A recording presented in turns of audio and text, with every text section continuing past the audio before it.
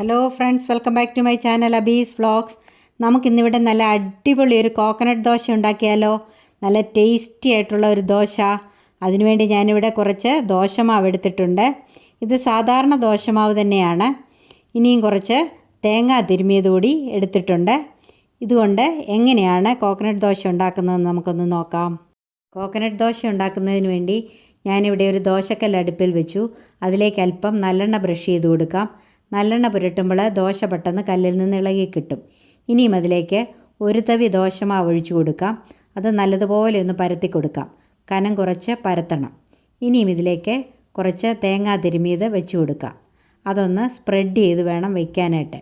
അതുപോലെ ദോശമാവ് ഉണങ്ങുന്നതിന് മുമ്പായിട്ട് വേണം ഈ തേങ്ങാപ്പീര വെച്ച് കൊടുക്കാനായിട്ട്. ഇനിയും ഇതിന് മുകളിലേക്ക് വീണ്ടും കുറച്ച് ദോശമാവ് കൂടി ഒഴിച്ചു കൊടുക്കാം. എന്നിട്ട് അത് നല്ലതുപോലെ ഒന്ന് പരത്തി കൊടുക്കാം. ഈ തേങ്ങയൊക്കെ ഒന്ന് കവർ ചെയ്യത്തക്ക രീതിയിൽ അതൊന്ന് ഇതുപോലെ ഒന്ന് പരത്തി കൊടുക്കാം. ഇനിയും ഇതിൻ്റെ അടിവശം ഒന്ന് മൂക്കട്ടെ.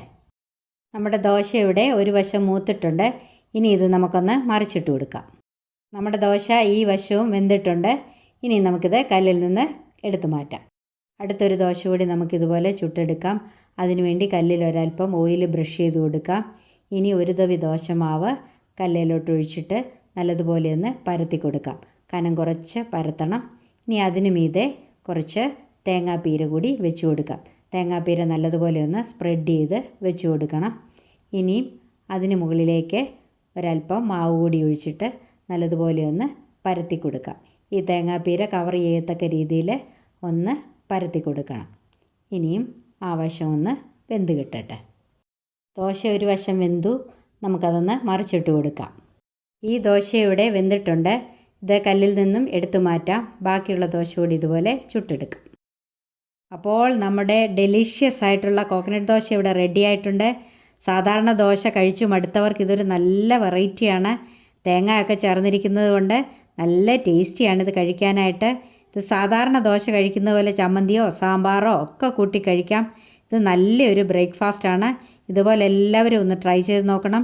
എന്നിട്ട് എൻ്റെ വീഡിയോ ഇഷ്ടപ്പെട്ടെങ്കിൽ ഒന്ന് ലൈക്ക് ചെയ്യണം, കമൻറ്റ് ചെയ്യണം, മറ്റുള്ളവർക്കൊക്കെ ഒന്ന് ഷെയർ ചെയ്ത് കൊടുക്കണം. അതുപോലെ സബ്സ്ക്രൈബ് ചെയ്യാതെ ആരെങ്കിലും ഉണ്ടെങ്കിൽ ഒന്ന് സബ്സ്ക്രൈബ് ചെയ്ത് സപ്പോർട്ട് ചെയ്യണം. ഇതുവരെയും തന്ന എല്ലാ സപ്പോർട്ടിനും നന്ദി. തുടർന്നും എന്നെ സപ്പോർട്ട് ചെയ്യണം. ഇനിയും മറ്റൊരു നല്ല വീഡിയോയുമായി കാണും വരേക്കും bye bye, take care, thank you.